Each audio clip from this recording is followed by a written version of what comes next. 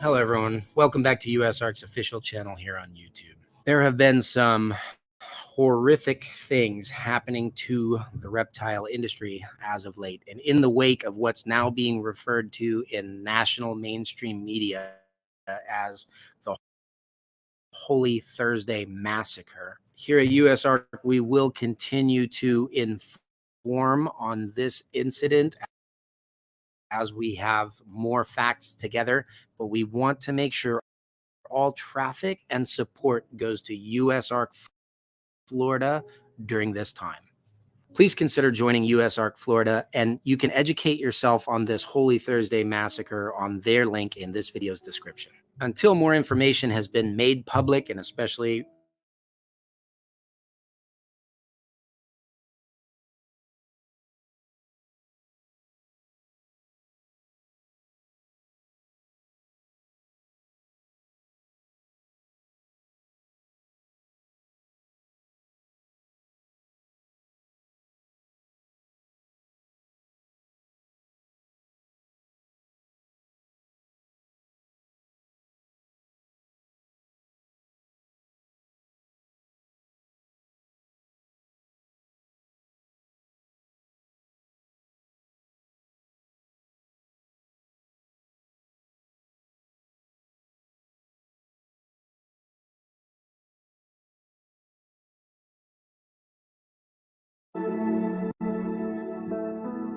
Hello, everyone. Welcome back to USARK's official channel here on YouTube. There have been some horrific things happening to the reptile industry as of late, and in the wake of what's now being referred to in national mainstream media as the Holy Thursday Massacre. Here at USARK, we will continue to inform on this incident as we have more facts together, but we want to make sure all traffic and support goes to USARK Florida during this time.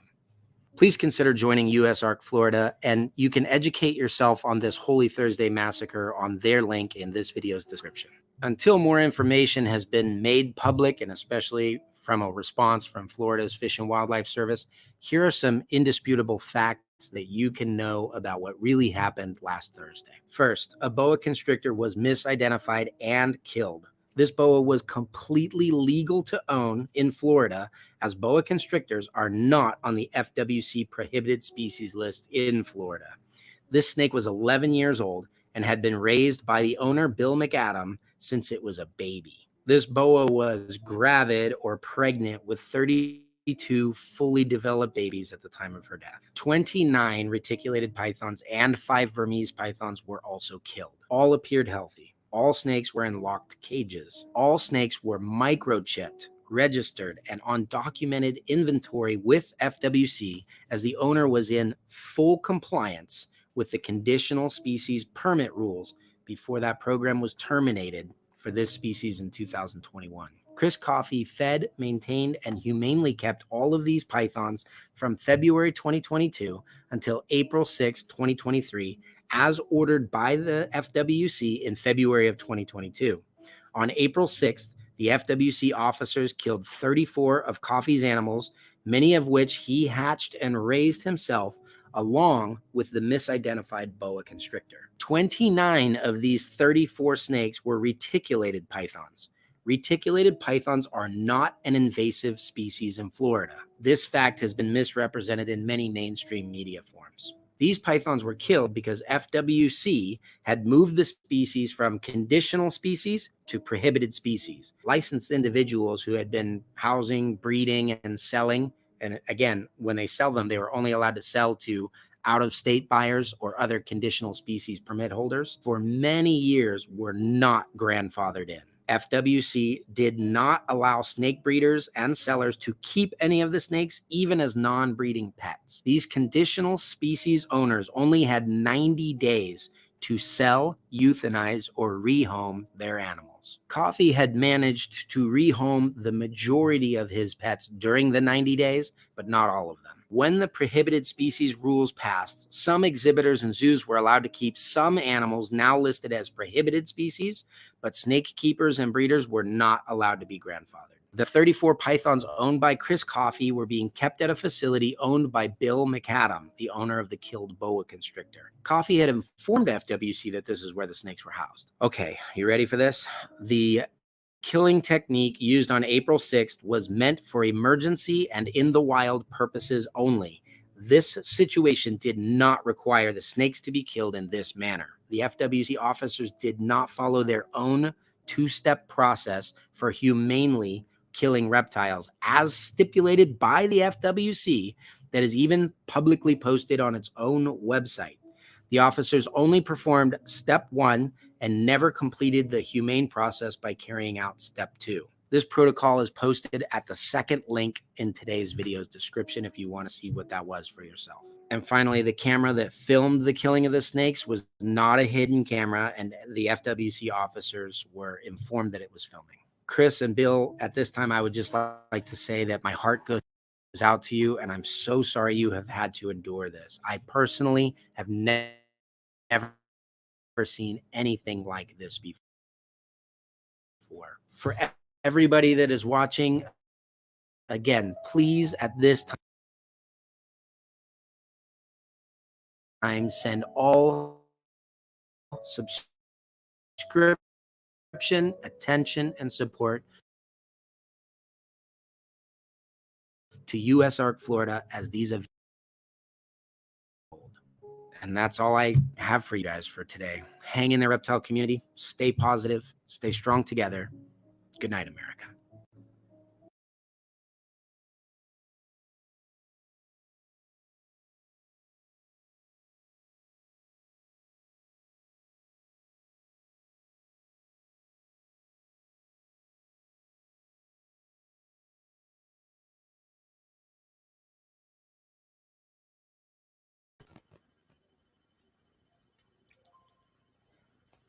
Alright, so before I bring Zombie on, just want to set a few house rules. No bullying, no harassment in my chat. Anything derogatory or anything close to it, you will be banned. I do want to give a warning that the stuff we're going to be talking about today is not going to be for the faint of heart. So this is your time right now to turn back, close out of the stream. But if you want to hear what we have to say about what is going on right now in the reptile community, stick around. So I'm going to unmute Zombie. Right, everybody. So as Christine said, this video will show and discuss animal abuse, animal death, and animal cruelty. If you are not in the headspace for that, we advise that you click off now. You can always watch this later when you're in a better headspace. But be gentle with yourself. This is a dark topic, everybody.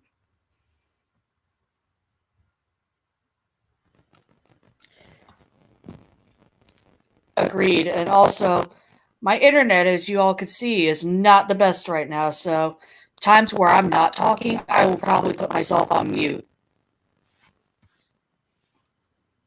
Makes sense. All right. All right. So before going any further, I do want to say shout out to Garrett, who is the one that was talking on screen. That video was from video was on USARK's YouTube page, but it's kind of the least visceral video out there of what's going on, and also the most informative. It is. Garrett has a YouTube channel too. He's Reach Out Reptiles, I believe. He breeds super dwarf reticulated pythons. One of which he gave to Dave Kaufman, who also has a YouTube channel. But they're fun to talk about, but that we are not here to talk about fun things, unfortunately. I would love to talk about fun things, you know, but that's not today's topic. Today's topic is really bad. And with that, let us introduce ourselves. Christine, owner of the channel. All right, so everybody knows that, well, this is my channel. But hi, my name's Christine. I've been working with exotic animals throughout most of my life. I've been working with the native reptile species of my state since 1994. So almost 30 years at this point. I am a sitting board member with my local SPCA since 2021. And I've had also venomous experience for the past 2 decades as well with my local species. All right, Zombie. Right, so I'm Zombie. I am usually the co-host of Christine's channel, but I am not. I am a guest, and I have worked with exotic animals since I was 7. I have worked in vet clinics. I've worked in grooming. I've volunteered all over the place when it comes to animals. I've helped breed tarantulas. I've owned snakes for about, I want to say like 17 years, possibly. And I currently have 3 in my care.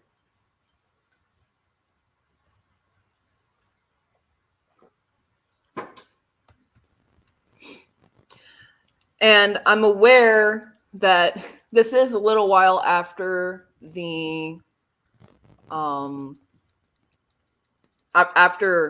Holy Thursday Massacre happened. But we've wanted to do something, but we really just wanted to make sure that we could be rational about it, because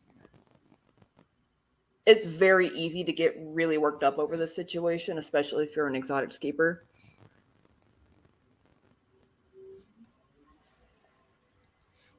Yeah, that's the main reason why we're doing this now and why we didn't do this like almost a month ago. Yeah. And also, we need to keep the momentum going, need to be able to keep the energy up, because I think right now what FWC and what the Florida government itself is doing is they're waiting to see if this will die down. And our answer is no, it won't. Yeah, the exotics community as a whole, they don't forget. No, they don't forget. They think that we're going to let this slide. They are wrong, because, I mean, they think it's just going to be more of the same. The thing is, what they did was not more of the same. It escalated things, and so that's where we're at right now. We are just we're not going to let this slide. You have to address it. You have to fix it, and you can't just wait.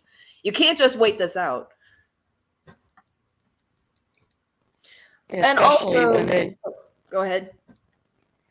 Especially when they've had a change in legislature for the state of Florida, and also for Florida Fish and Wildlife Conservation Commission, which is the full name of FWC. Yeah. Just shorten it down to FWC just for ease. Mm-hmm. We also do have more information now. A lot of stuff has actually come out since all those snakes were culled. And it keeps getting worse. Yeah, that's a little bit of an understatement. It started out bad. It's just now getting worse and worse and worse. Mm-hmm. So let's start breaking down exactly what happened, why it's called the Holy Thursday Massacre.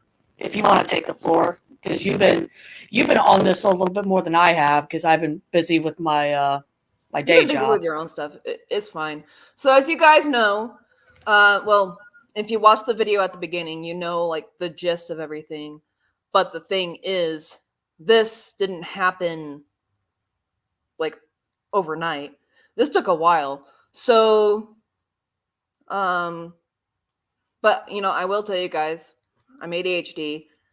My memory is pretty shoddy, so I won't be able to give you an exact timetable, but I can tell you the sequence of events that had happened.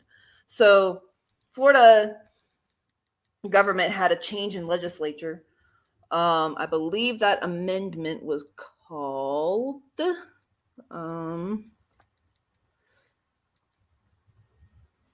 Chapter 68-5. Made it. Yeah, I was literally about to pop in and say that my mute button was being dumb. Made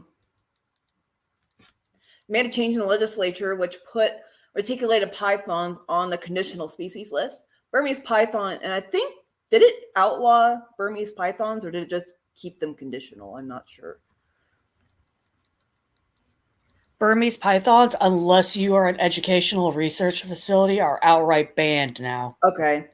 But reticulated pythons, from what I understand, were conditional species. They weren't illegal.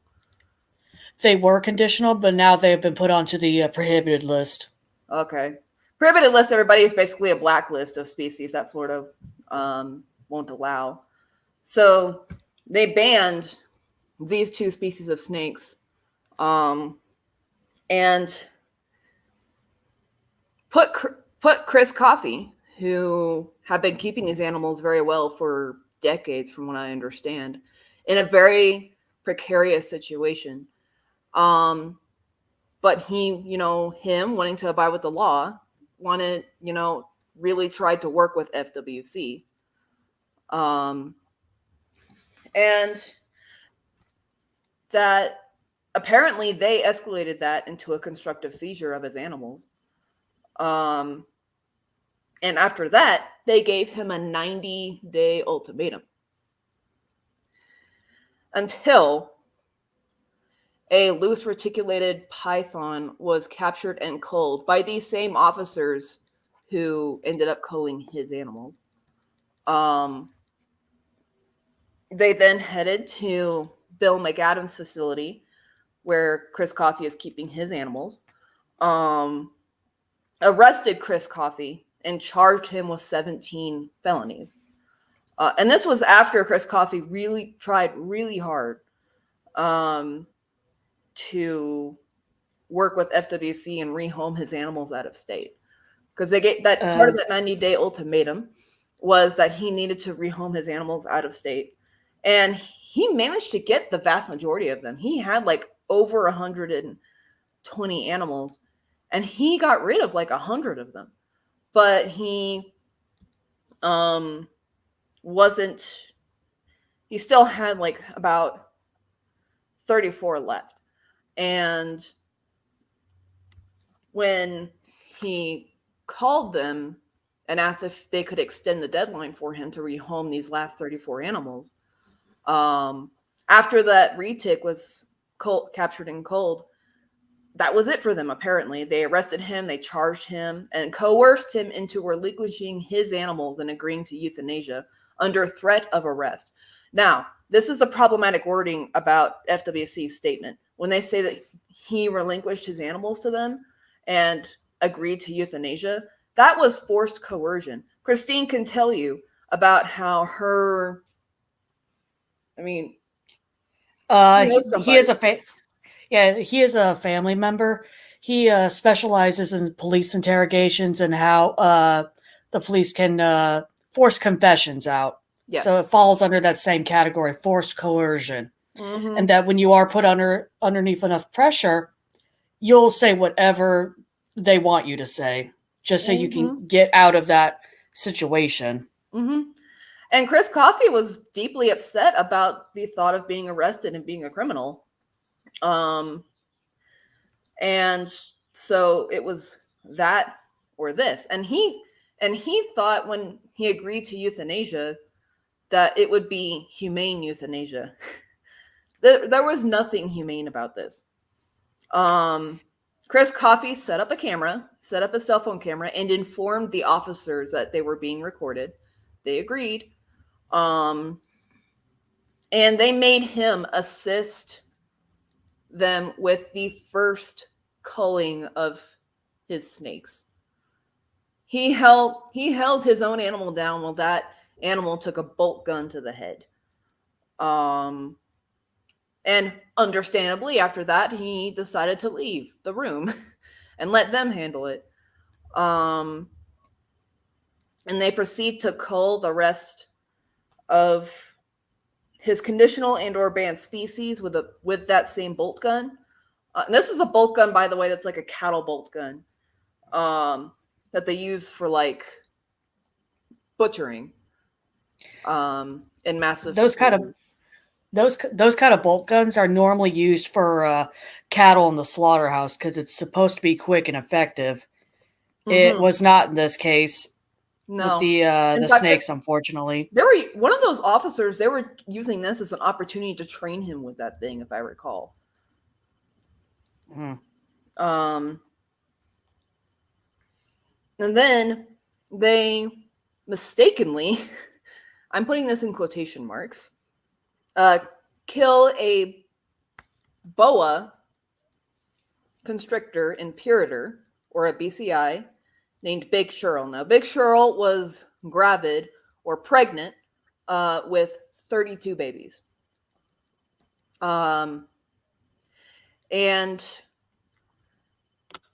they didn't even offer her the dignity of a quick death. They nabbed her with the bolt gun, and she continued to writhe on the ground for 20 minutes after being quote-unquote killed. Which is like I said, we're getting into a really dark topic today. Yeah, because unfortunately, what should have been quick and to the point and painless was not for poor Cheryl. She was in a lot of pain and distress and fear for 20 minutes until she finally succumbed to her massive head wound. And the thing is, guys, boa constrictors and reticulated pythons, but boa constrictors too, very intelligent animals. I know a lot of people don't think of snakes as intelligent, but boas are extremely intelligent creatures, and you could tell that she was digesting her situation. She was confused and upset. She was like, what is going on? Where's Dad? Basically. And I understand for some people it may be difficult to understand why reptile keepers are so upset about this. You're like, because you can't even fathom loving a reptile. You can't fathom something that you can't connect with on a mammalian level. So to put this into perspective for you, imagine if you had like 5 pit bulls, sweetest pit bulls you ever met, ever did see, or you're a reputable breeder of pit bulls trying to change their good name. Your city outlaws those pit bulls. You try and comply and rehome your pit bulls outside of your city, and when you call animal control to help you with this, or maybe to like give them to no-kill shelters, they respond by arriving at your house, coercing you into relinquishing your animals, then euthanizing your pit bulls with a bolt gun. And when they do that, they accidentally kill your roomie's pregnant Labrador retriever because they thought it was a pit bull. This is what it looks like to us. Exactly. And it's just as horrific as if it were to happen to the scenario that you just gave an example for. It's just as horrific. Yeah. And so this is why we're so upset about it, because that is what it looked like to us. And that's why we need to keep the momentum going about this. And I will say, the reptile community has gotten sympathy and exposure we have never experienced before. mainstream media is reporting on it now. NBC, USA Today, I think. Or is it Insider Edition as well? Insider Edition as well. Which is good. And we need to keep that going. But, you know, how did this happen? From an outsider's perspective, because both of us do not live in Florida, unfortunately. You live over the Southwest. I live in the Northeast. Yeah. Normally, stuff like that doesn't affect us because our states have different laws. I'm very familiar with my state's laws when it comes to exotics and whatnot. And you have an idea with your state as well. I'm going to get some more coffee. Okay. But yeah, you're familiar with your state laws. I'm familiar with my state laws. So for us personally, it's just like, okay, we have everything that we need to know about our situations. We're good. And for Florida, unfortunately, the government and also FWC is tightening their grip to the point of suffocation. And so, for the most part, the keepers down in Florida are very good at following the rules when it comes to regulations with FWC. Everybody has the correct cages, the correct enclosures, all the right paperwork, all the permits. Exactly, because if you're not on it, they immediately will come to your house or your facility. And like what happened to Chris, he was pretty much arrested. And pretty much Chris and Bill were following everything by the book. Chris contacted FWC to ask for an extension, and this is how he's repaid, essentially. Yeah. And I do hate to admit it, but USARK Florida has been sounding the alarm for a while. And to be completely honest, not a lot of people outside of Florida listened. Because exactly. Because Florida seems so far-fetched from us that it's like there's, that's their problem, not mine. I'm fine. Mm-hmm. It's apathy, essentially. Yeah. The rest of the country is just like, that's a Florida problem. And, from their activism, it feels like, it felt like the Florida exotic community had things well in hand. And so that was even less incentive for us to act and support them. So I hate to admit it, but this is partly our fault as well. I mean, obviously, we didn't have to kill the snakes, but, the road to hell is paved with good intentions.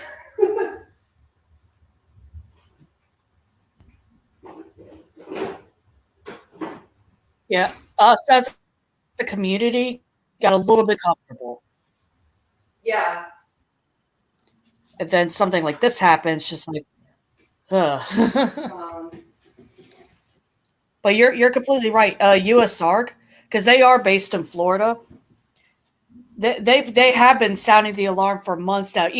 Since the Senate was trying to amend the Lacey Act, and before that, because I think after they trashed the amendments to the Lacey Act, everybody just like, whoa, okay, we're good now. Yeah. Not so much.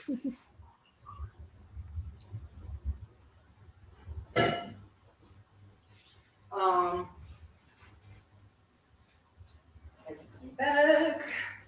Man,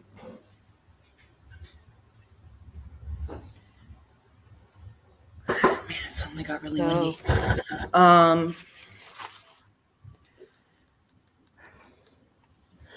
As a result of us basically growing complacent.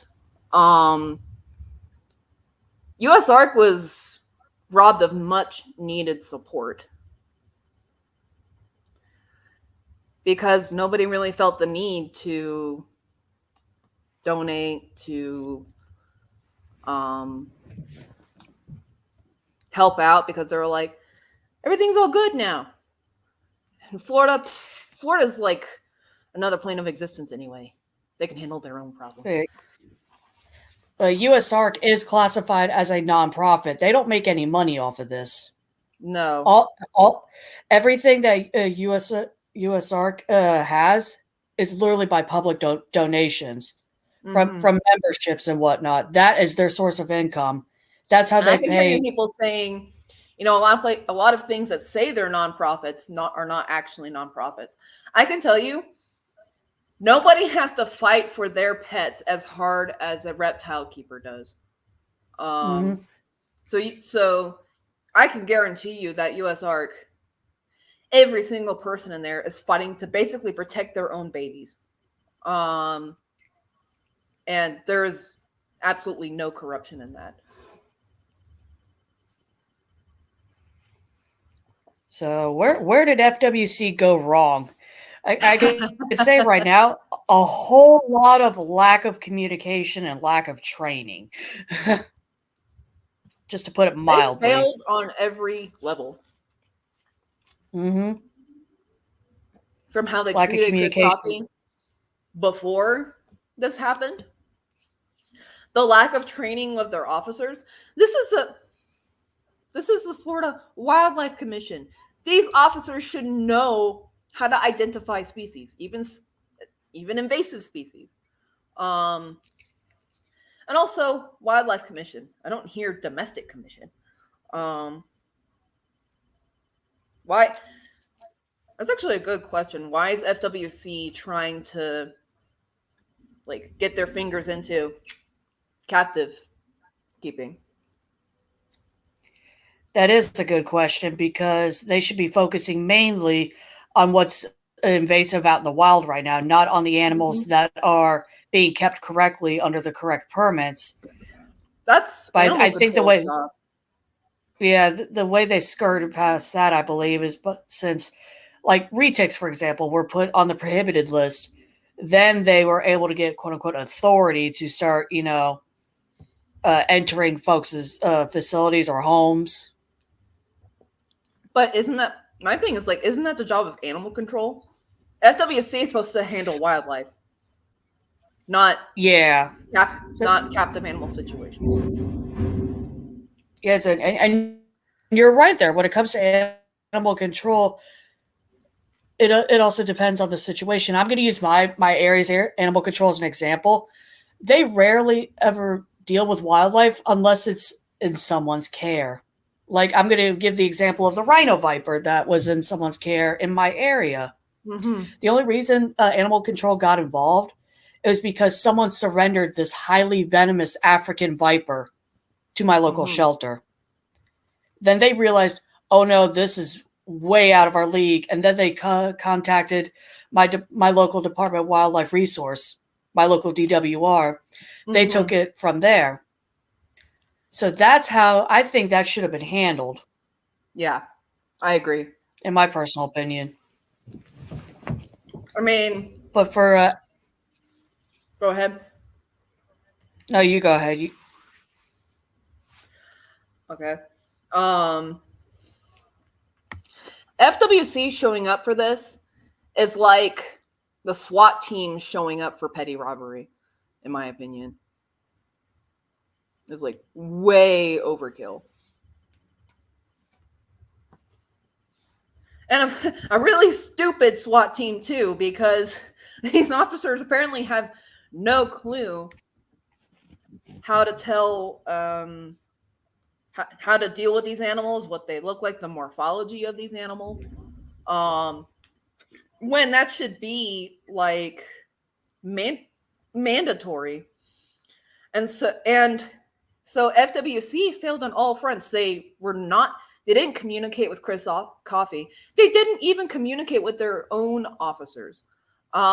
we've seen the body cam footage of the first time that Chris Coffey was visited, and the officer was just repeatedly going, "Yeah, I haven't had any communication with that either. No, I haven't heard from them about that either."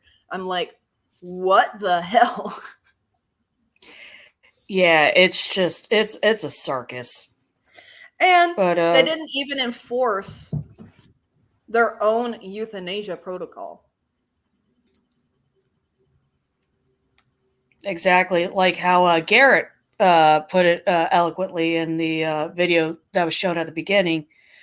The process that they were using is for emergencies only out in the field, out in the wild, not in a. I don't want to say that the animals that Chris and Bill had were domesticated. However, they are captive bred over many generations. They're still technically not domestic. However, they are captive bred. They're not, quote unquote, a fully wild animal. There's a term, I forget the term, where it's like the middle ground between wild animal and domesticated. And that's where a lot of our like ball pythons, our corn snakes, a lot of the reptiles that we keep in captivity kind of stand right now. They're not fully domesticated, however, they're not fully wild.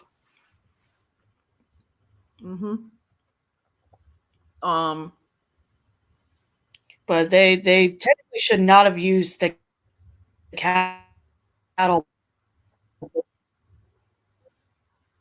gun in that sort of situation. Yeah. I have their euthanasia protocol right here.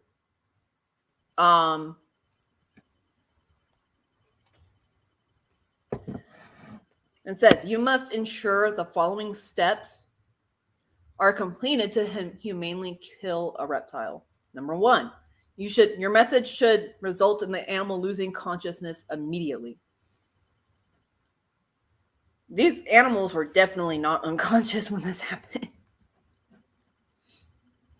Step 2, you should then destroy the animal's brain by picking. BIGSHIRL is a great example. Which prevents the animal from regaining consciousness. What this means, yes, it's very gross, but you have to go in there and scramble the animal's brain to make sure that it's dead. They did not do this either. They just killed the animal, tossed it aside. And BIGSHIRL, the boa, you can actually see her squirming around for 20 minutes after she was quote unquote killed. And this is not, some animals, snakes included, can still like move a little bit after they've been killed. But this wasn't like, post-death movement. This was definitely, she was still alive and she was like trying to stay alive. When it comes to post-mortem movement, it's mainly twitching. It's muscle spasms. It's not full-on writhing in pain. Exactly.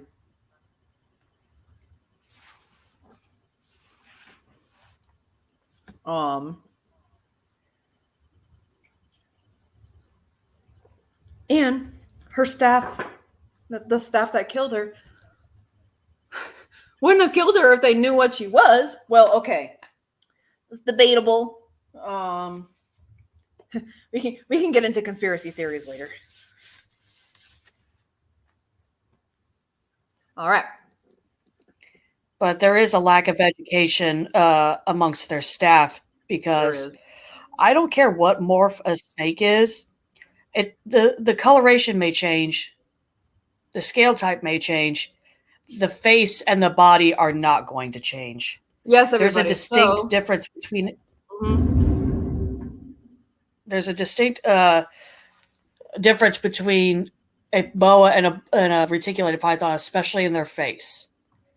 They, as wildlife officers, should know this. Yeah. there is difference between a morph and morphology.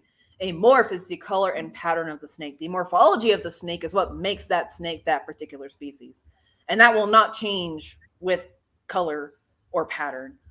And boa constrictors are very clearly different than pythons. How do I know this? I have a python. I have a boa. They feel very different. They look different from each other.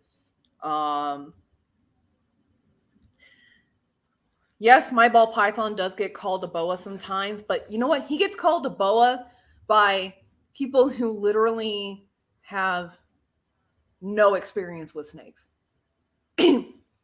Like, I'll hear it's like, oh, you still have your 2 boas, and I'm like, I have my 1 boa and my ball python. Wildlife officers should not encounter that issue. Exactly. They are supposed to have extensive training on the matter. We can kind of give a pass to the general public to not know the difference, but someone who's supposed to be trained in this field, that's inexcusable. Exactly. But, so what is the bill that FWC feels like they can enforce with reckless abandon with uneducated officers?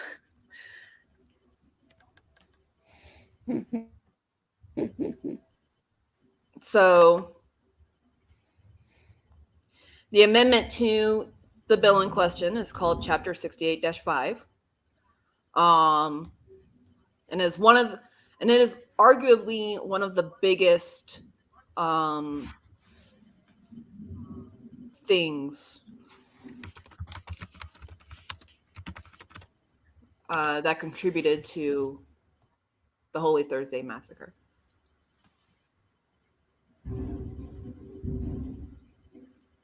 It specifically addresses Burmese pythons, Argentine black and white tegus, green iguanas, and 13 other high-risk non-native snakes and lizards.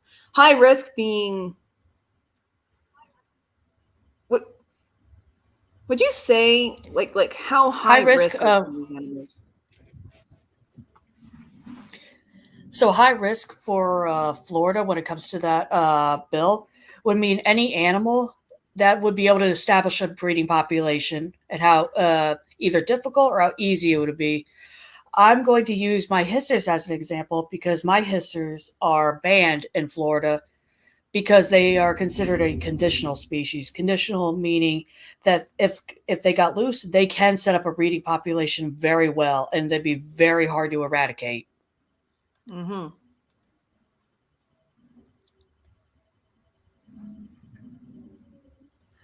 The thing is, I mean, the guy said it the chairman said it himself. He was like, we're not going to come in and like take your animals or kill your animals. Well, proved us wrong. Right, and there's video evidence of it, so they really they can't really skirt around it. I mean, it's physically there. The officers were fully aware they're being filmed. And the thing is that this thing does have a rule that will allow current owners of these species to be grandfathered into being able to keep them. And again, proved us wrong. And essentially, for the most part, when it comes to the grandfather clause, like let's say I lived in Florida and my hissers did qualify for that, they wouldn't, but I'm just using them as an example. That means I would be able to keep my hissers. I would not be able to breed them, and once they were gone, I could not get the animal again. Mm-hmm. So once they're gone, they're gone.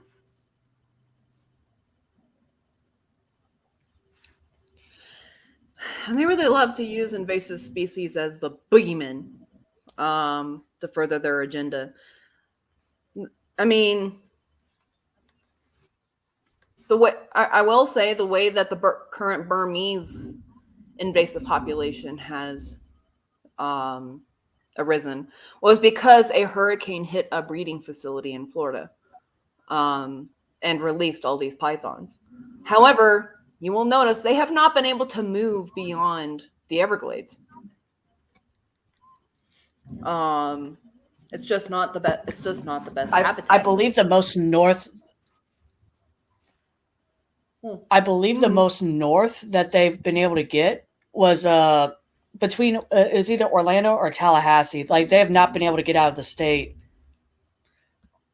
Yeah, because like they're just not built for going outside of those parameters. So is it devastating that they're in the Everglades? Absolutely. They eat lots of local wildlife. They can even eat alligators if they're big enough. And unfortunately, because of the high levels of mercury in their meat, we can't exactly kill them for food. It's a very difficult piece to contend with, but pinning this kind of thing on the owners is the wrong way to go about it. Exactly. They need to focus more on the wild invasive population, and that's it for right now. Because as long as the current keepers are up to date on their paperwork, their permits, their enclosures, that should be it. And regular checkups from FWC, I mean, that's completely fine. Chandler from Chandler's Wildlife, he gets checkups from FWC all the time because he has a high population of non-native venomous animals. So he has to be on point with everything, because if not, they will take his animals from him. Yep. And after what we've seen with the Holy Thursday Massacre, we don't really want that to happen. Exactly, because there's plenty of wonderful keepers down in Florida who are by the book. Chandler is one of them. Kenan Harkin from Camp Kennan is another one. Jerry Wolf, who is a friend of Kennan's, is another one.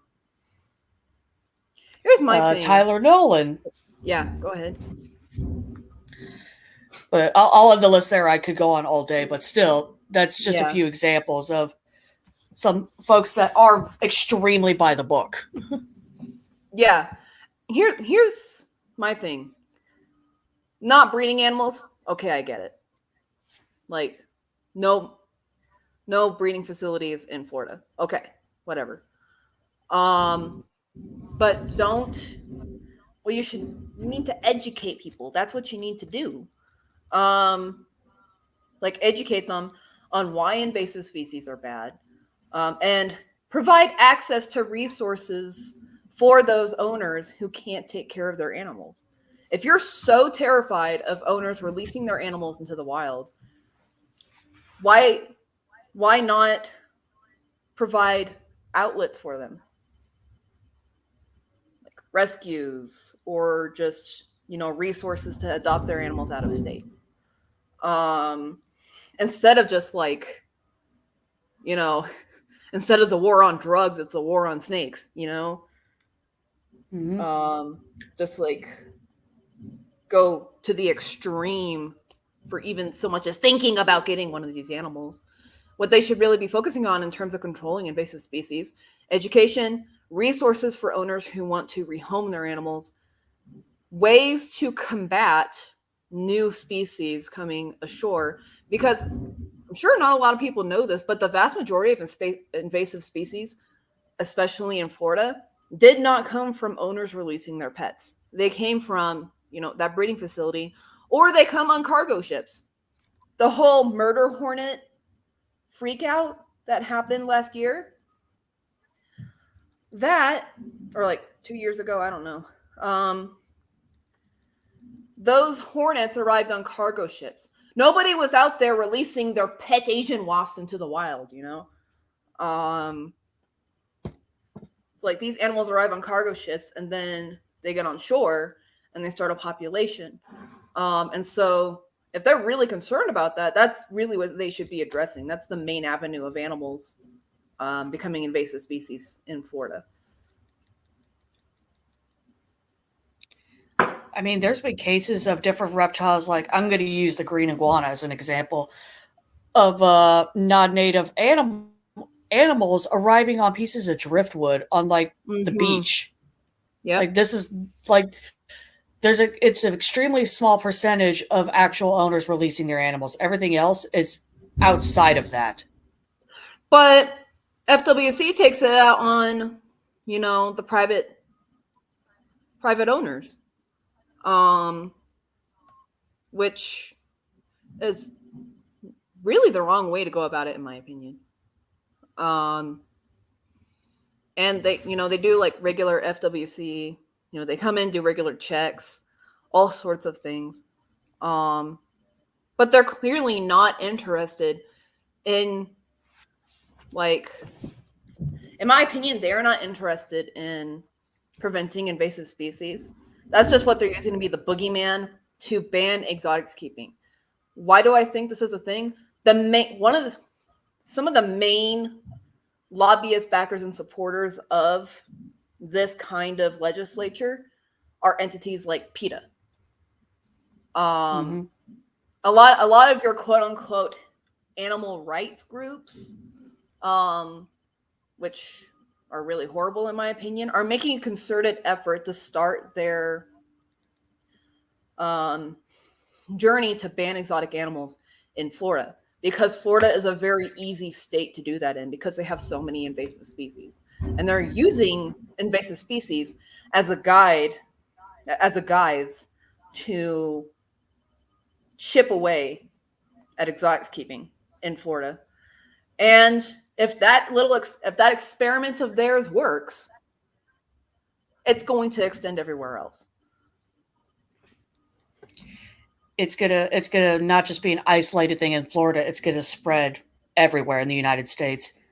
Because I mean, those entities, they have a lot of money, and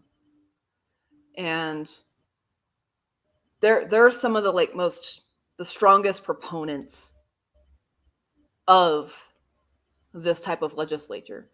Florida, for them right now, is an experiment. They're trying to see just how tightly they can squeeze exotics keepers. And we can't let them succeed. Because it sets a dangerous precedent for the rest of the country. And that's why this is an issue.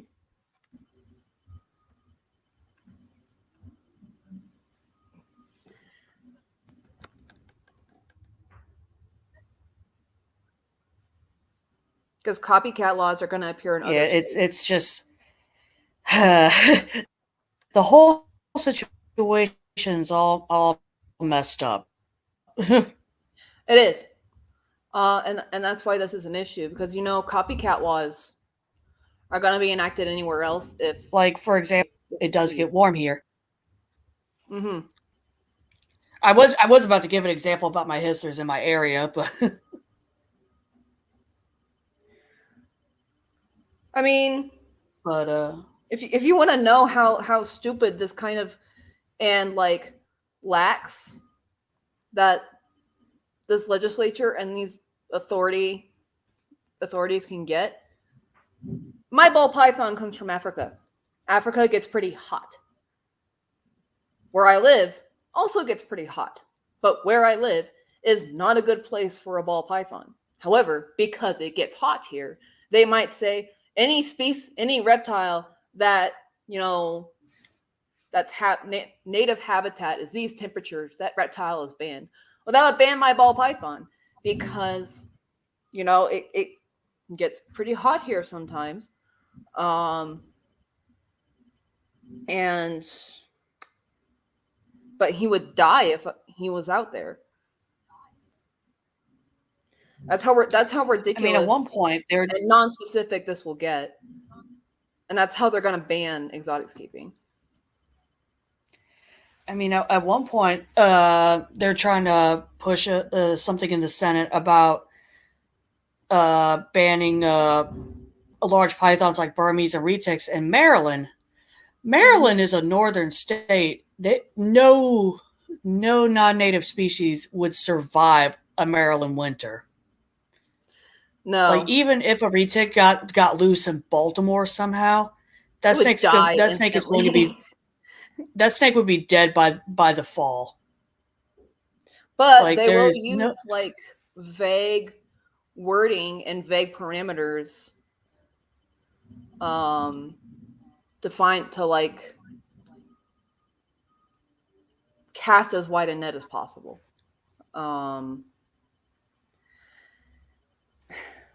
And you know that it's going to be enacted by people who just don't know what they're doing, like these guys did. Mm-hmm. And obviously that's going to lead to distrust in, you know, our own government. I mean, our own wildlife authorities. Mm-hmm. That's why that's a big reason actually why I do what I do with my local SPCA. I want to keep that good rapport with our local DWR. I want to educate the public about exotic animals, exotic pets especially. And I can do that through my hissers. And actually, we'll tell folks when I'm talking about my hissers about the flight down in Florida, about everything that's going on. And a lot of folks, they even some adults, it's mostly children, but even some adults will be so intrigued when they see my hissers. They're like, "That's not a cockroach, really?" It's like, yes, it is. It is the second largest on the planet. It's like, wow, it doesn't behave like a cockroach. Mm-hmm. That brings up a really that brings up something that I actually think is the bigger issue. I'm not keep talking. I have to run to the restroom. Okay. I'm not here to say that you know, they're coming for your dogs, your cats, your rabbits, your fish, etc. I'm not, you know, going to be that alarmist, but my fear is that if they ban, you know, or if they make it really hard to keep reptiles, birds, you know, the lack of, you know, especially with reptiles, that removes a lot of exposure and connection to these animals, which will fuel a lot of misunderstanding, a lot of fear of these animals. There's already enough fear that exists already. If we remove somebody's only way of accessing those animals and understanding them, and experiencing them and realizing how important they are, I am not kidding when I say this attitude without education could decimate ecosystems, because ecosystems are built like a delicate house of cards, and no matter where you remove that card, the whole thing will come crashing down. So if we, like, you know, people get to the point where they're just not able to access these animals, we'll have things like rattlesnake roundups. We'll have things like, you know, everybody just like killing snakes on sight, not realizing how devastating that is for local ecosystems and how much damage it can actually cause us. You know, if you want to use an extremely blatant example of this, the Black Plague, they're going after cats and killing cats was definitely a factor in why that became such a tremendous issue. That's how devastating removing a species or persecuting a species can be. And that's why it's so important for us to, like, be able to have outreach with, you know, outside of the reptile community, because it's their avenue to understanding how important these animals are, and that helps protect our ecosystems.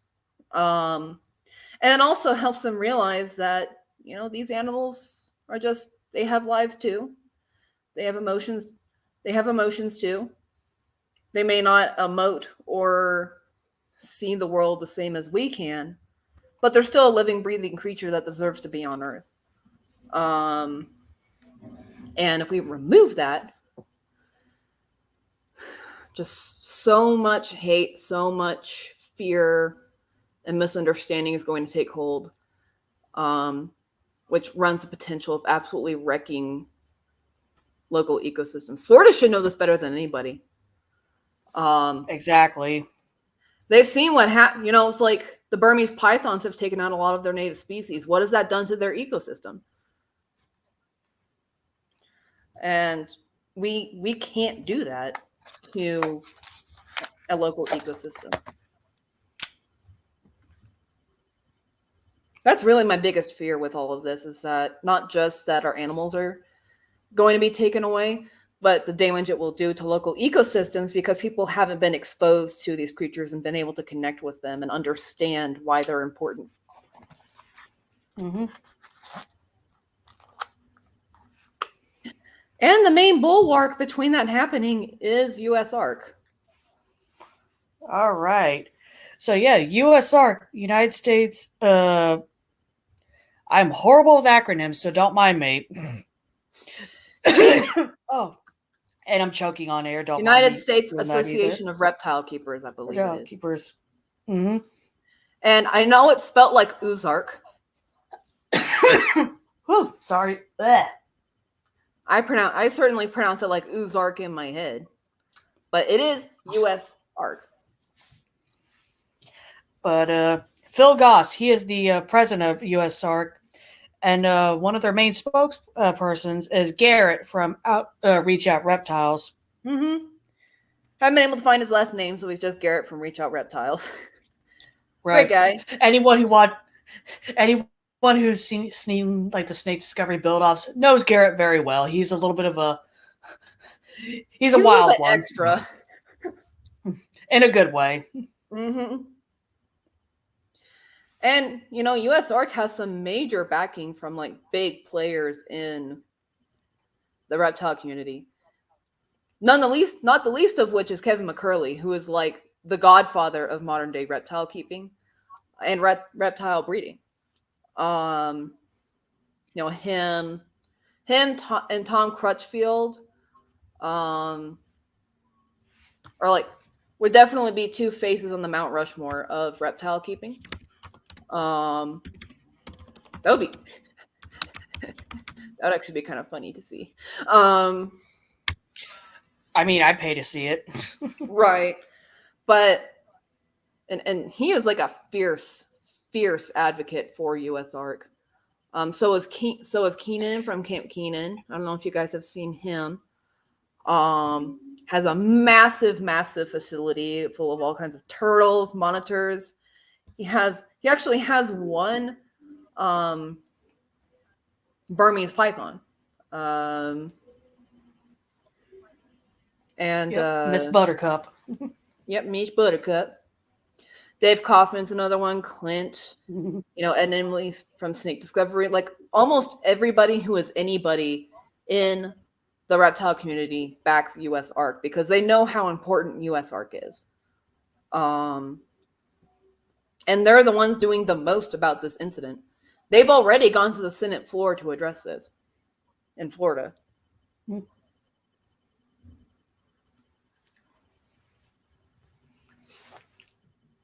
they're the ones that have been,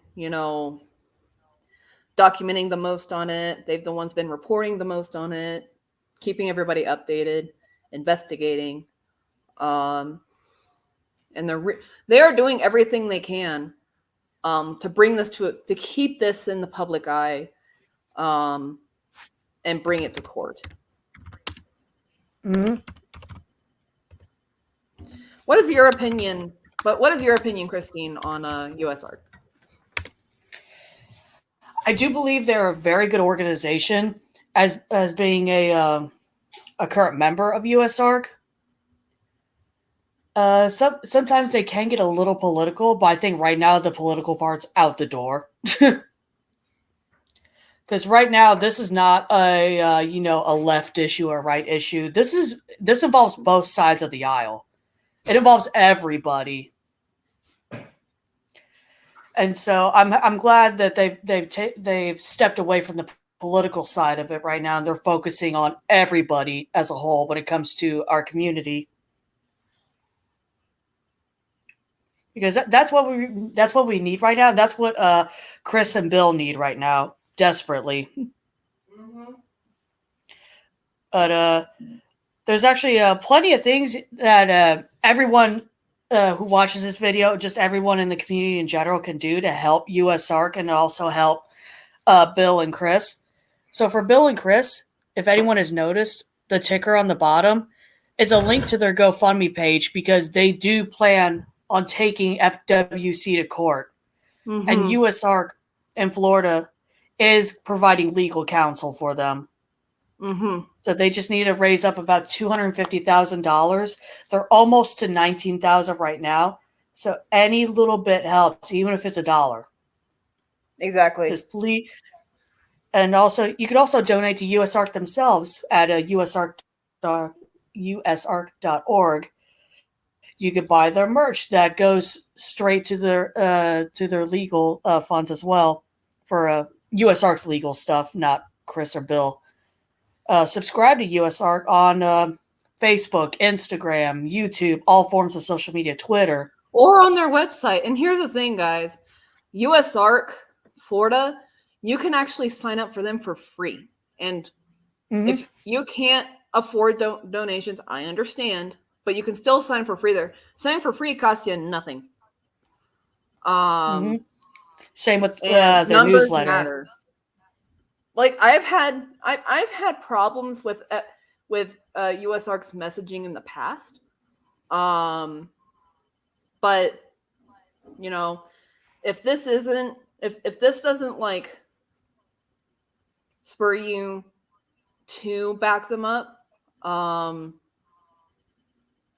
like even in the smallest way, like signing up for free or following them on their social media, or retweeting, commenting, sharing their content. I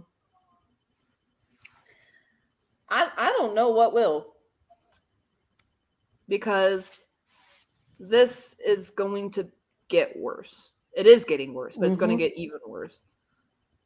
And another thing folks can do, and it's completely free as well, is volunteer at the reptile expos where USARK is at.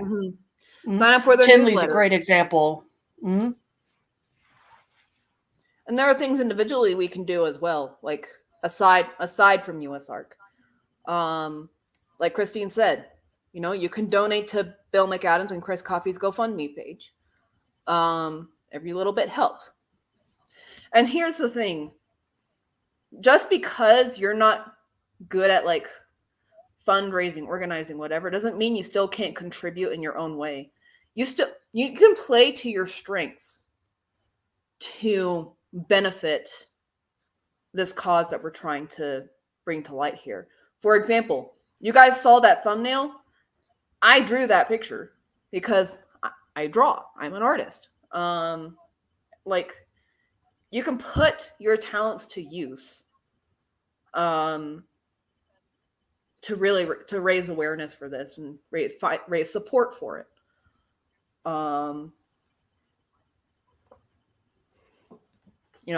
It's Christine here, very much a legislation watchdog, knows exactly like where to find something, how to find something, and like how best to get it out to the world. All of these things, no matter how small a good example are important and can help. So don't think, I can't do much. You can do something. Everybody has a talent. Use it for this.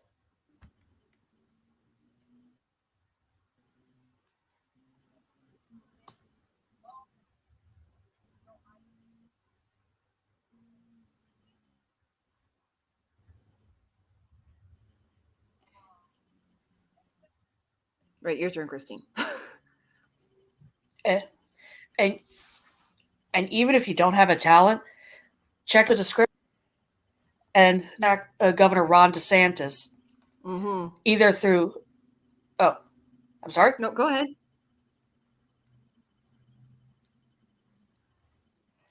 But yeah, you can contact Governor Ron DeSantis via email, telephone, or physically write to him. You could also contact, if you live in Florida, at least with this part, you could contact your representative in your area. Hell, if you really want to, contact Marco Rubio. He is one of the state senators of Florida.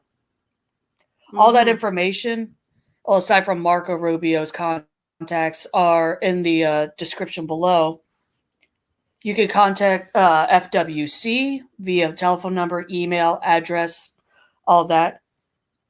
The only thing we really ask, and I think the community as a whole ask, please be respectful. We don't need any threats, any bullying, none of that. Here's the thing. Florida Governor Ron DeSantis plans on being a Republican presidential candidate for the 2024 primary. So even if you're out of the state of Florida, you are still one of his constituents in that regard. And so you can still message him. You can still send him letters, email him, call him. Just keep it civil and express how this incident affected you. And make it clear that you will withhold your vote from him if he does not address this issue. I mean, you might not think of voting for him to begin with, but you could definitely make sure that he knows you don't want to vote for him if he doesn't do this. And yeah, if you live in the state of Florida, especially, contact your local representatives, contact your senators.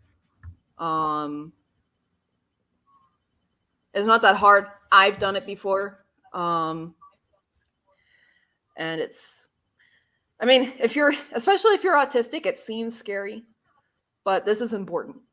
And this is something that we all need to get behind.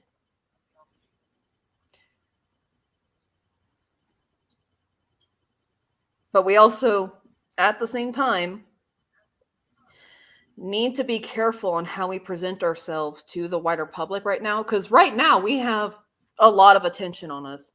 And it is also on us not to, like, debase that. And make us look bad. Because this is a watershed moment for us, and we need to take advantage. But we have to make sure that we present ourselves properly. There are some people who aren't doing a terribly good job of that, but luckily they're in the vast minority right now. Most of us are about education and exposure. Yeah, like I remember there was an FWC committee a couple of years back regarding the amendment to the Lacey Act, and I sat in on that Zoom meeting and listened to all the in-phone calls. They're not doing this this time around, but this is back during the height of the pandemic. And unfortunately, some of the folks in our community, like Zombie said, in the minority, were extremely disrespectful and cussing out FWC. As much as you want to do that, believe me, I want to do that. You can't do that. You got to be respectful and to the point, yes. But you cannot be disrespectful because that discredits everybody then. It just that one everybody. or two people that act a fool, it makes us all look bad. It discredits everybody, and like, as my stepmom would say, it would sort of harden the Pharaoh's heart. You know, if you attack somebody, they're not going to be very willing to listen to you. Unfortunately, that's how negotiations work. You can't attack them. You know, because you've issued no chance for peace. And it just completely removes their inclination to want to work with you. It achieves nothing but makes you sound really angry. You know? It's like, that's what it does. It makes you definitely sound angry. Mm-hmm. Good job there. It achieves absolutely nothing else. And that is why I mentioned, you know what? Let's get into this. The May 10th and 11th FWC committee meeting, where we can actually reach out to them and talk to them. When you do this, we have the information of how down in the description. When you do this, some important things to remember. Be stern, but be professional. Do not go full, sailor on these people. No violent accusations. And definitely no threats. And be as clear and concise as possible. You might want to write an essay on, you might want to go whole recipe vlog on these people. Just like when I was a child, my dad lost his finger and then we got a snake and blah, blah, blah, blah, blah. Don't tell your life story. Be quick and concise. Just be like, this is my question. This is what you guys did. I'm really unhappy with it. What are you doing to address it? That's what I put in. And be thoughtful about it. Don't just rant. If you just rant, you really aren't making a point. You're just ranting at them. Which is a problem because we need to have a goal. And the goal can't just be, I'm mad. You fix it. We have to be like, I'm angry. And you need to fix this. There's a difference. And the deadline for these comments is 5 p.m. on Friday, May 5th. And we will post additional information on the meeting in the comments. Mm-hmm. And speaking of that, there's a meeting that's going to be split between 2 days, May 10th and May 11th, in Miami, Florida. It's the FWC committee meeting. And anyone from the general public is invited to attend that meeting. Our very own Ken and Harkin is going to be in that meeting in person. We can confirm that. Mm-hmm. We don't know if anyone else notable in our community is going to be there, but Kenan will definitely be there. Kenan will be there. You could also, yeah, go ahead. You could also say your piece, but like Zombie just said, be respectful, be thoughtful, straight to the point. But if you live in Florida, especially the Miami area, definitely try to go. The address for the meeting is in the description below. Mm-hmm. Definitely try to attend because we have strength in numbers. We do. We have strength in numbers. I am mildly interested to see who's going to attend. I know Keenan is. I imagine Tom Crutchfield will. He lives in that area, so I would not be surprised if he attended. I wouldn't be surprised if Tyler Nolan attended. Chandler? That's a topic for another day. That is a topic for another day. I honestly would not be surprised if Kevin McCurley attended. He is somebody who would fly down out of spite. Oh yes, and Kevin McCurley's located in New Hampshire, so yeah, he would be the one that you just F it. We're flying down. We're gonna show up. Mm-hmm. But it will be interesting to see who all attends. I imagine a lot of the big players will attend, at least in Florida, and the ones that can fly. I'm sure Brian Barczyk would go down if he was of better health. Who knows? Oh yeah, definitely. He still might. I hope he doesn't, but he still just might. I mean, what way to go out fighting? Literally, right. He might still send something in. Right. But I imagine that a lot of the big players will be there. Some of them probably even from out of state, like Kevin McCurley, maybe Dave Kaufman. I don't imagine Ed and Emily will be there, because they haven't really. I think they're trying to stay as unproblematic as possible right now because this is a very delicate situation. But I'm sure they're working in the background to address this issue. But those are people I think are going to be there. They're going to be the heavy hitters, guys, okay? They're going to be the heavy hitters, but they need our support. And so we need to show up in numbers. Like it can't just be like 10 people go there and like, woo, woo, like we need to like inundate them with comments, emails, phone calls, letters. We need to inundate them with those. Anybody who wants to attend, we need to show up there in force. If you're in Florida, get on it. Show up.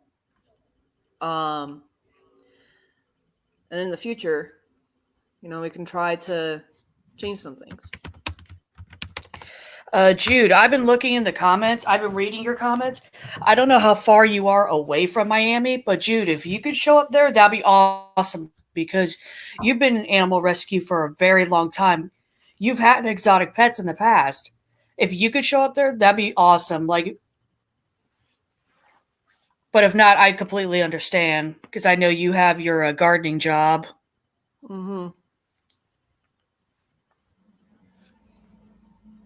Because Miss Jude Carroll is a gardener down in Florida. I don't remember where in Florida, but like I said, if she's still in the chat and if she can get down to Miami, that'd be awesome. That would be awesome. Because I know she's a hell of a fighter. All right, so how can we be more proactive, excuse me, in the future and try to prevent future catastrophes like this? So stay updated on your state and county legislature and know your state and county laws and who to contact in your government. This is actually very important. I don't think a lot of people think about this. Understand the wording of legislature. The way that they found loopholes in Florida was they made the wording very vague. That's typically what a lot of people do. That's typically what a lot of lawmakers do when they know that their legislature is not going to be popular. They make it very vague or complicated. And it's to try and like confuse you or make you think, oh, it doesn't sound too bad. But in reality, it's pretty bad because of what it doesn't include in the wording. And vote. 2024 is coming up. You make your own bed, basically, when it comes to this kind of thing. If you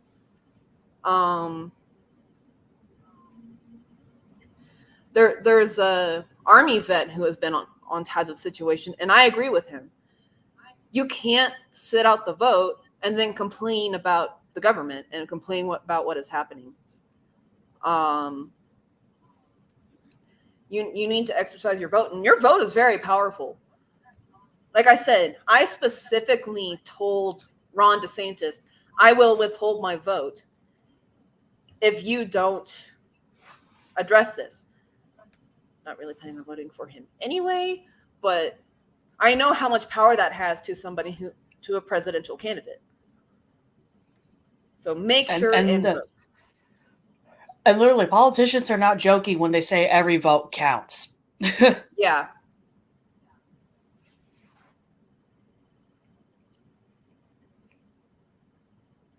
All right. Oh, yeah, so, Lisa. It is a really bad video. All right. And as we start to wind down, we'll update you on the current situation. There was actually an officer arrest. Now, there's some misinformation out there. The FWC officer that was arrested is not the same officer that was in the video. That is false. Not the same person. But still, the fact that an FWC officer was arrested for being a pedophile is kind of disturbing. It makes you wonder what kind of background checks they're running on these officers at the time of hiring.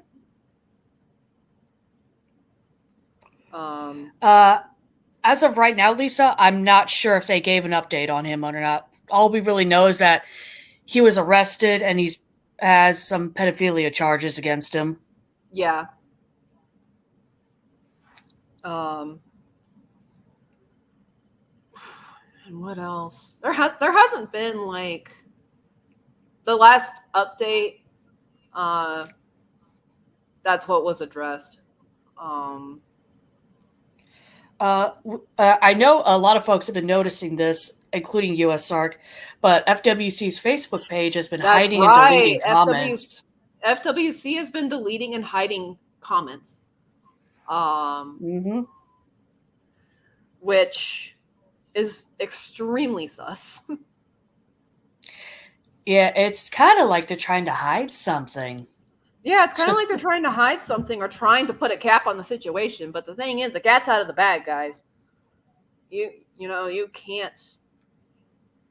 There's no waiting this out, and there's no trying to like silence us. We have the mainstream media, international media, has the beat on you.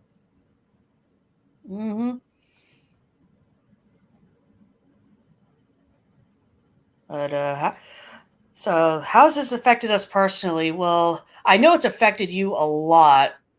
There's been a couple of phone calls where I was actually genuinely concerned about you, to be completely honest. Because a zombie, like she said earlier, has a python, has a boa. And so that hits really close to home. I mean, for me, I don't own any snakes at the moment. However, I have a non-native species of animal. That'd be, for me, I thought of it like, what if my local wildlife agency came in and decided to take all my hissers and just stomp on them? That's literally how I internalized it. I was just like, oof, that's horrendous. And it is. So was what happened to those pythons, what happened to BIGSHIRL. I literally, I sobbed uncontrollably when I watched this video because, I have 3 snakes. One of them is a python, one of them is a boa. And, the nail in the coffin for me, I have a pretty strong stomach for this kind of stuff. I have been there when pets have been euthanized. I have handled animal bodies, dead carcasses. I've been there, for surgical removers of tumors. I've cleaned up animal vomit. I've seen videos of really horrible things. I have a very strong stomach for this kind of thing, but this broke me. And I'm not the only one. Like the guy I was just telling you guys about, the Army veteran, he is a forensic investigator. And he literally said, it's just like, I've investigated more homicide scenes and carried more dead bodies than most of you probably have. And this truly disturbed me. And I'm in the same boat. I sobbed uncontrollably. And what broke me wasn't just seeing it happen to them. It was the sounds. And just the anguish of Chris Coffey when he heard that his friend's boa was killed.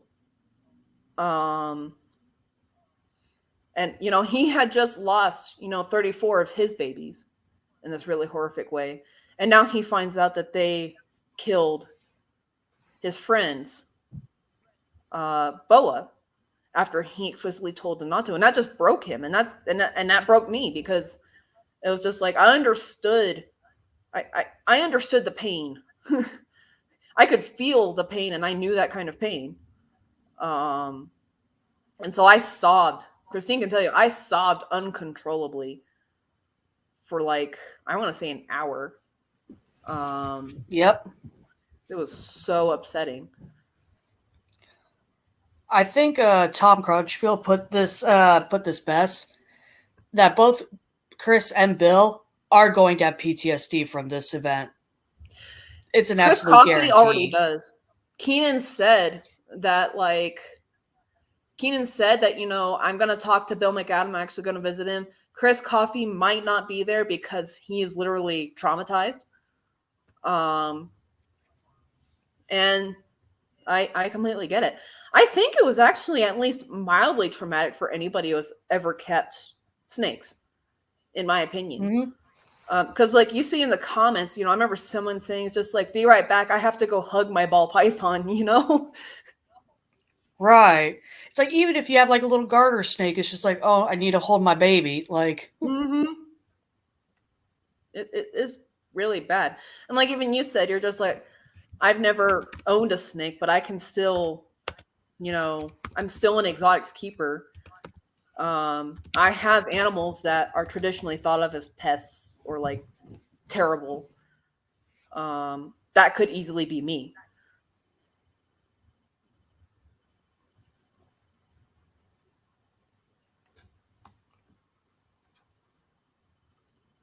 but yeah, we do want to remind everyone who has been in chat and also who's going to watch this later. Definitely support USARK any way you can possible. Mm-hmm. Contact state officials, DeSantis. Even if you live outside of Florida, contact if you want, contact your senators. Just give them that heads up. Be like, hey, this has upset me.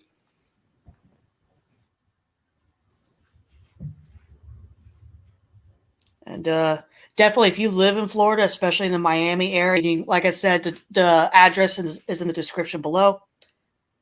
And if you have any extra change around, donate to Chris and Bill's legal fund, the GoFundMe. That is scroll. It's also in the description down below. You know what I will say? It's really been they've expressed that it's really been helping them to just see all the support they have. This is a really dark time for them, and they have openly expressed it helps to have this support. And so donate if you can.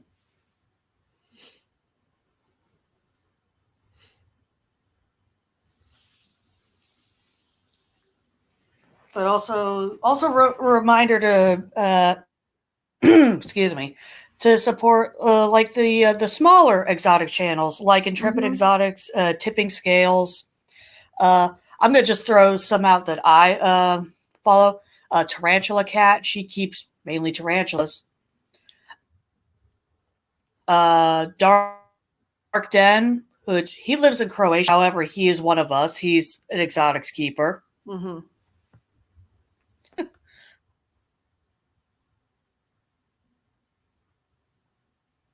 But Zombie, did you have anything else you wanted to add on?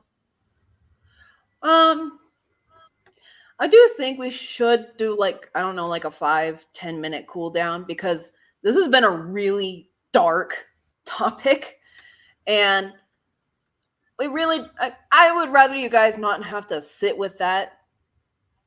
Like, I mean, basically, like, you know, I say on therapy sessions, leave things on a good note, leave things on a positive note. And so, I mean, we don't exactly have to be like, all right, you know, none of that ever happened. It's all unicorns and rainbows now. But just like, let's talk about something a little lighter, to sort of bring everybody out of like this dense topic. Well, as everybody knows on my YouTube channel, I finally got to upgrade the male hissers, and they're loving their new Big Ben. How is the breeding project going? I've not paired them back up again. I'm probably gonna do that tomorrow. But the males are sure spicy because I was giving them food today. I had to move a couple of boys around, and they were giving me the business. Oh no! Oh yeah, they always give the business because when they're unhappy.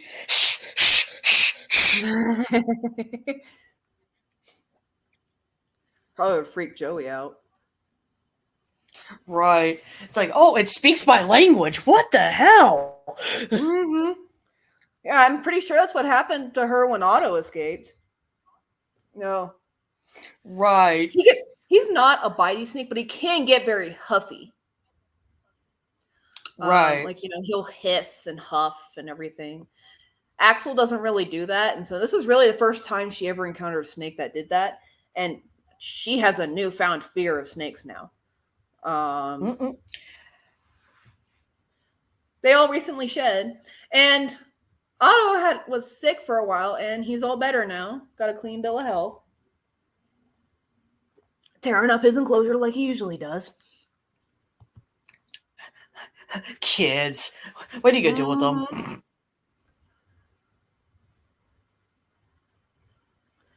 They're, Oh, and if you guys want a wholesome channel to follow, I've recently discovered one called Luke's Goldies. I just call him Goldfish Dad. He has the most chaotic goldfish videos you'll ever see. the naming stream for Jigglypuff. Mm-hmm. It's like, gotta love the Ranchu goldfish where they look like they just have jowls everywhere. It's just but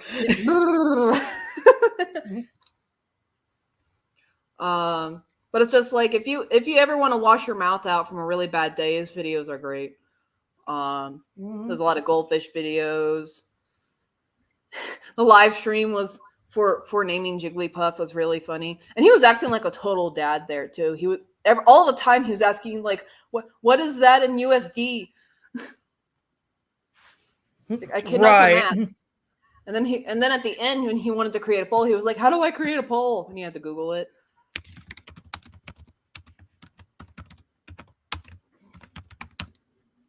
Well, his channel is called Luke's Goldies, Lisa. But Christine and I just call him Goldfish Dad. Mm-hmm. Yeah, I watch a ton of animal content too, especially because I've been trying to get into aquarium keeping. Fun fact, Zombie finds aquarium keeping absolutely terrifying.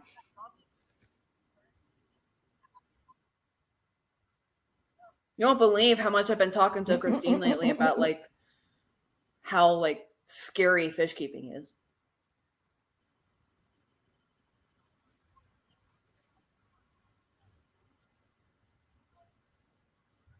Track record, which you're trying to make better.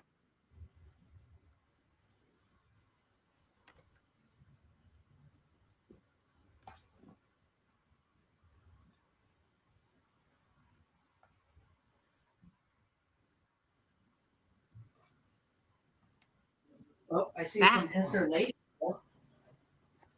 Oh, speaking of hisser ladies, I actually moved 3 females over to the big enclosure and 2 males to the boy enclosures. Mm-hmm. I heard. Mm-hmm.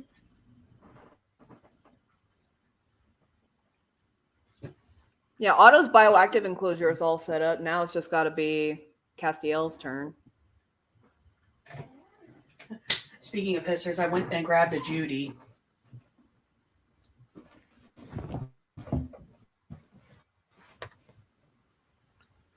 Oh my god, if the breeding takes, she is gonna be so chunky. I mean, her normal baseline is fat. Mm-hmm. Yeah, right. You could be a fat mama. She's like, no thoughts, only vibes. Yes. That is how most arthropods are. Right. No thoughts, only vibes. Yep. Well, except for isopods. No Isopods thoughts, do that. only panic. Yep. No thoughts, only panic. I mean, that's me on a regular basis. Right.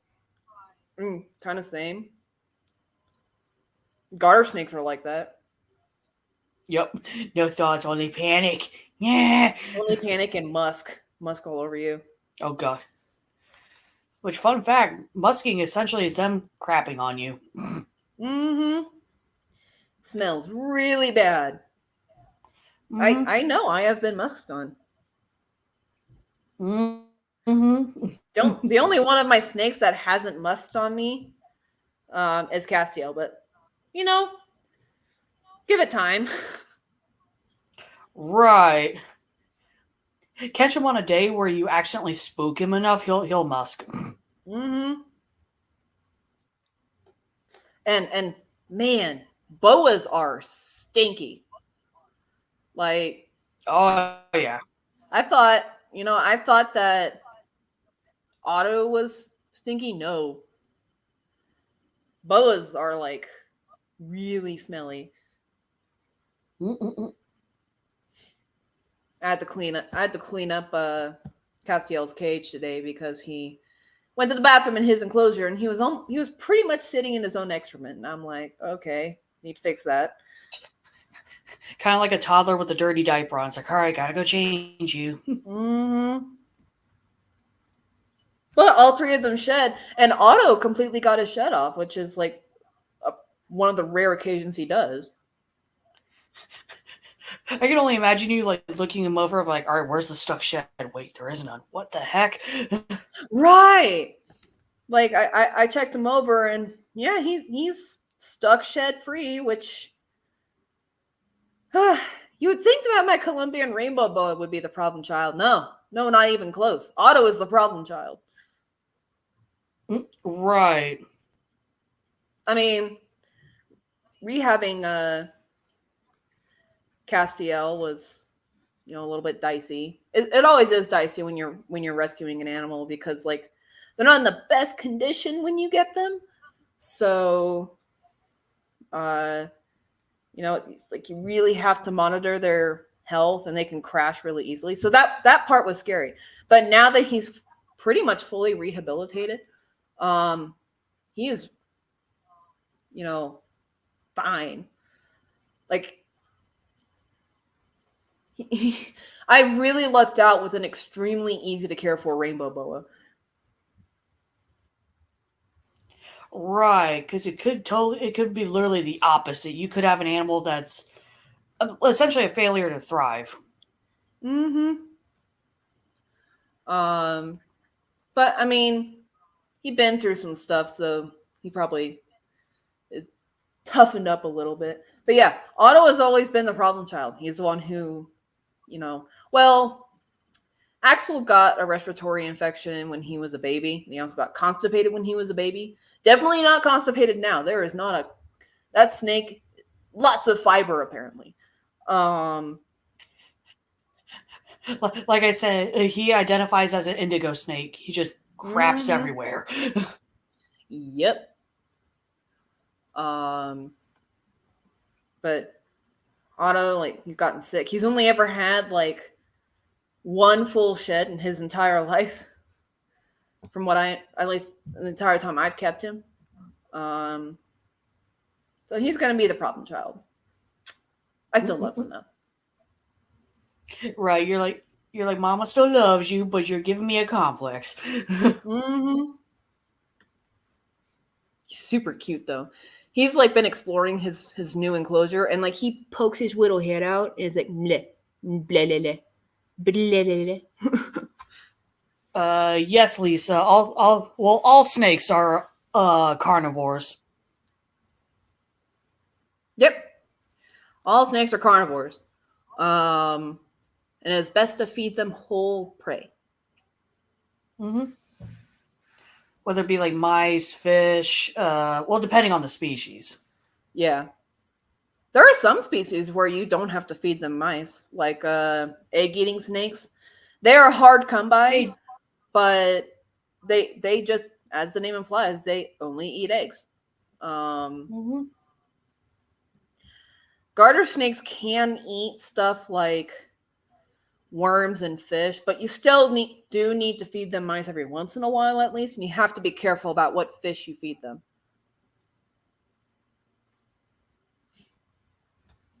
Yeah, they're one of the few, at least indigenous snakes to the United States where they're fairly easy to feed, and you can feed them a variety. The only thing is that they generally don't like big meals. Like, the general rule of thumb is that I think it's like you want to feed your snake prey that's like, I think 20% larger than the snake, like in girth or something like that. With garter snakes, you cannot do that. Garter snakes will not eat food that is bigger than. So you do have to like put it into little pieces.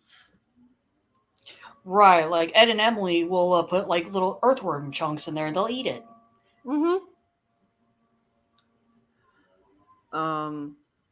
My snakes, though, they're right. That is the one thing about Otto, at least so far, knock on wood, that he is really great about. Ball pythons are usually extremely picky eaters.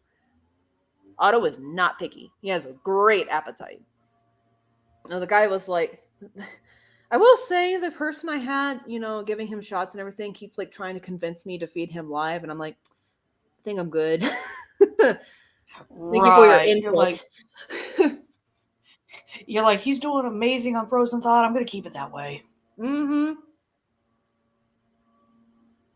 Watching one of my new.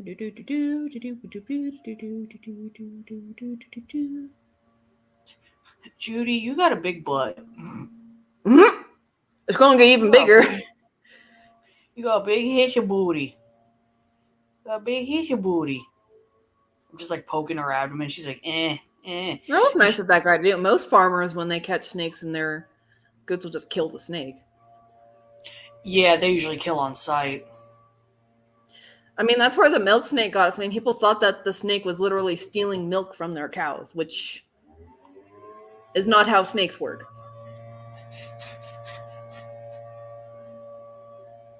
Is that a siren?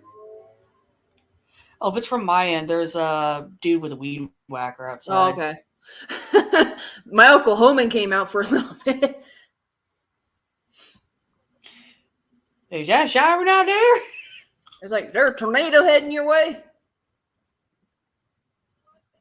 Right. Cue the fucking, I was trying not to swear, but I swear. Crap. Well, there's your Disney F-bomb of the stream. There we go. Except Flurkin. Because, Samuel L. Jackson says Flurkin in Captain Marvel. Yes. But I think with that, we should end the stream because our decorum is starting to fall apart. Yeah, we're going from professional to stupid. And also, I have to get some stuff done around the house, and I actually have a board meeting tonight. So I gotta get ready for that. You gotta bring this up? I'm gonna see how the mood is, first of all, before I bring up anything. But I have a feeling they're probably gonna ask me about it, especially since it's made the news.